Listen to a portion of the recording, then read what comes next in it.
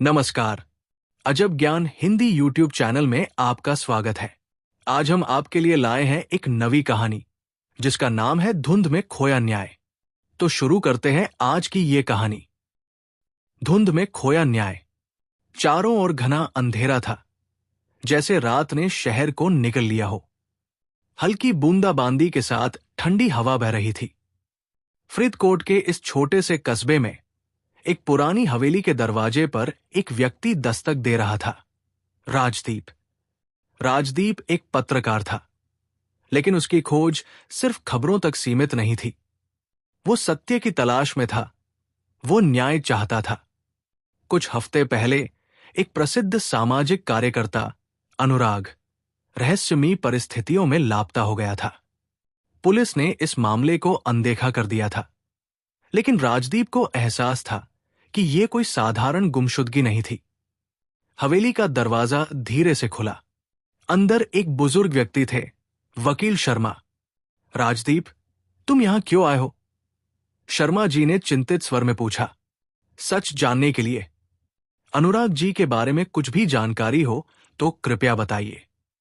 शर्मा जी ने एक गहरी सांस ली और बोले, अनुराग ने एक बड़े व्यवसायी की भ्रष्टाचार से जुड़े घोटाले का पर्दाफाश किया था, लेकिन शायद उसने किसी ऐसे रहस्य को छू लिया जो उसे नहीं छूना चाहिए था। राजदीप को महसूस हुआ कि वो एक खतरनाक खेल में प्रवेश कर चुका है, लेकिन वो पीछे हटने वालों में से नहीं था। राजदीप ने अपनी नोटबुक निकाली और हर शब्द को ध्यान से दर्ज किया, लेकिन ये सिर्फ एक सुराग था। उसे इस रहस्य को खोलने के लिए और गहरी खुदाई करनी थी। रात गहरी हो चुकी थी। हवेली से बाहर निकलते ही उसे महसूस हुआ कि कोई उसका पीछा कर रहा है। उसने हल्के से मुड़कर देखा। एक काली छाया तेजी से गायब हो गई। अगर अनुराग किसी बड़े रहस्य तक पहुंचा था, तो मेरा हर कदम खतरे से भरा होगा, उसने खुद से कहा। अगले दिन राजदीप ने अनुराग के पुराने दोस्त सुनील से मुलाकात की। सुनील घबराया हुआ था। उसकी आंखों में डर था। राजदीप, अनुराग जिस घोटाले की जांच कर रहा था, वो किसी एक आदमी की करतूत नहीं थी। ये पूरे शहर में फैला एक जाल था, अधिकारियों से लेकर बड़े कारोबारियों तक।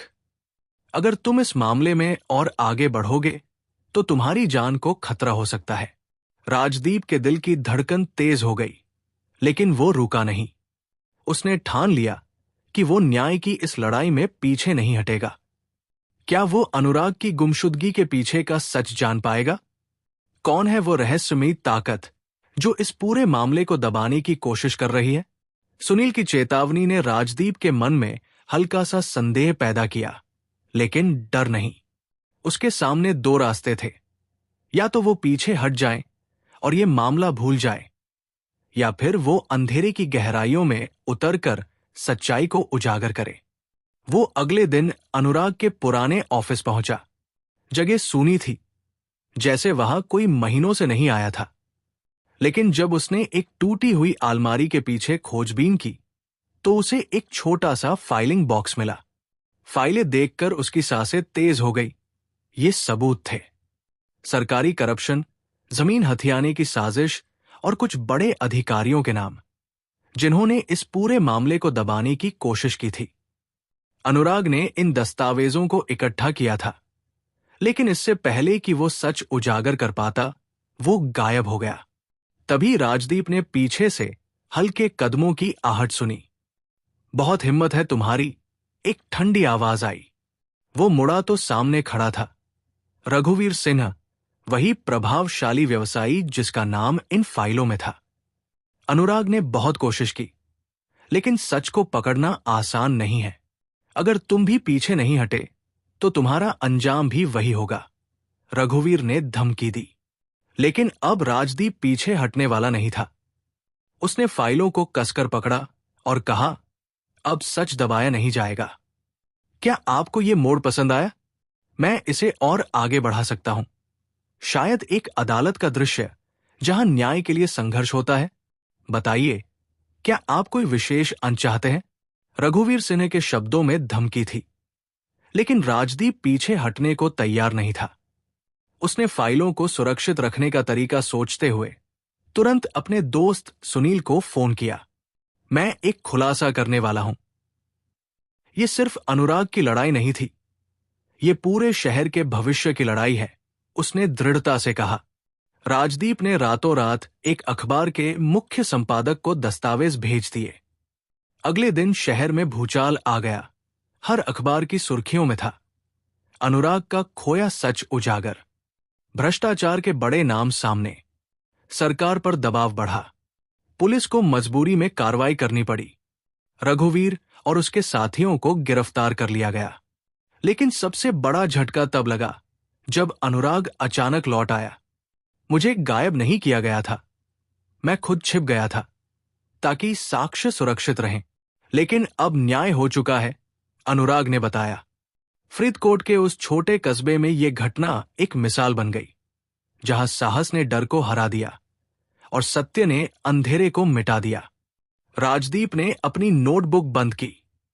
यह कहानी अब पूरी हो चुकी थी, लेकिन उसने महसूस किया कि न्याय की लड़ाई कभी खत्म नहीं होती। हर बार एक नया सच सामने आता है और हर बार कोई न कोई उसे उजागर करने के लिए आगे बढ़ता है। आपको ये अंत कैसा लगा? क्या आपको कोई और बदलाव या अतिरिक्त मोड़ चाहिए?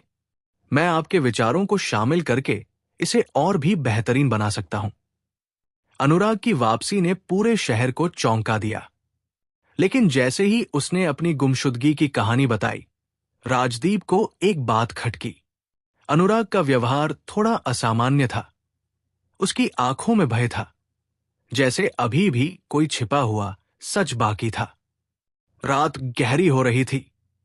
राजदीप ने अनुराग से अकेले में मिलने का अनुरोध किया।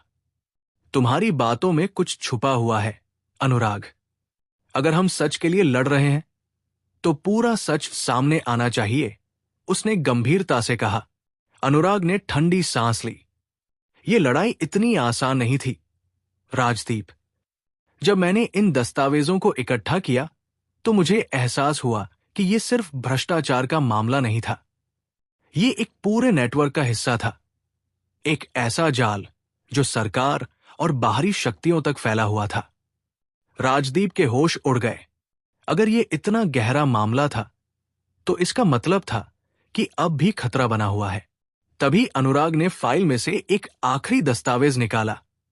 यह सबसे बड़ा सबूत है, लेकिन अगर यह सामने आया, तो यह शहर की राजनीति को हिलाकर रख देगा। राजदीप ने तय कर लिया, कोई भी कीमत चुकानी पड़े, पर सच सामने लाना होगा। उसने शहर के प्रमुख पत्रकारों और सामाजिक कार्यकर्ताओं को एकत्र किया। इस बार यह सिर्फ खबर नहीं थी, ये एक जन आंदोलन था। अगले दिन यह दस्तावेज उजागर हुआ और शहर में हलचल मच गई। बड़े नामों का पर्दाफाश हुआ। सरकार को मजबूरी में एक विशेष जांच करनी पड़ी। लेकिन इस लड़ाई का असली नायक अनुराग और राजदीप थे, जिन्होंने अंधेरे में भी न्याय की लौ जलाए रखी। फरीदकोट की गलियों में अब एक नई चर्चा थी। सच को दबाया नहीं जा सकता। अगर एक आवाज उठेगी, तो 100 आवाजें उसके साथ होंगी। इस नए मोड़ ने कहानी को और गहराई दी। आपको कैसा लगा? कोई और ट्विस्ट या अतिरिक्त बदलाव चाहें तो मुझे बताइए। उम्मीद करते हैं कि आपको हमारी ये कहानी अच्छी लगी होगी, और इस तरह की और भी कहानियां सुनने के लिए हमारे इस चैनल को सब्सक्राइब कर लें और अपने दोस्तों मित्रों को भी शेयर कर दें।